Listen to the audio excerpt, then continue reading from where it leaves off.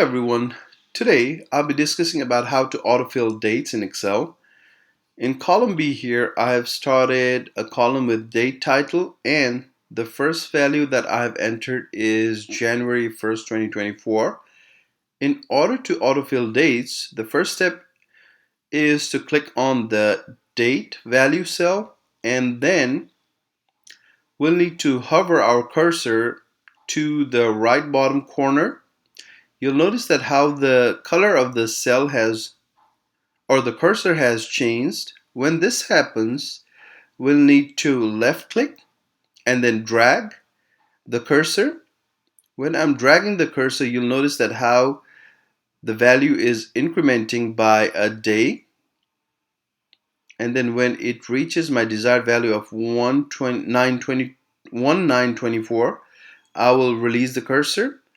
And when I release the cursor, the values have autofilled until 1/9/2024.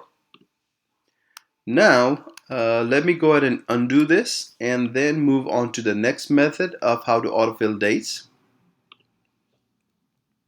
The first step is the same, clicking on the date value cell, and then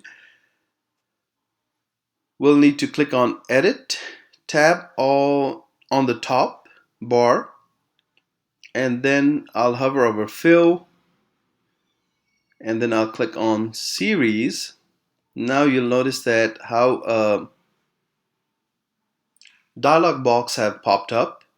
Since I used columns to fill the values from the first method, I will click on columns here, and then the type of series is date. The date unit here I would like to increment using day, and then the value of increment is 1, and then I'll put stop value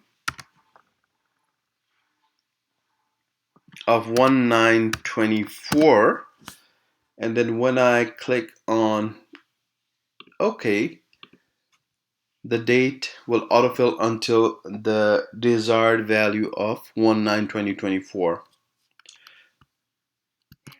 Also, what I can do is use the same method to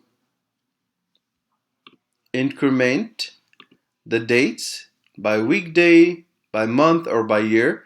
Let me utilize this option of year here, and then I'll put the stop value as January 1, 29, and then now I will click OK. You'll notice that the values have autofilled up to 1/1/29.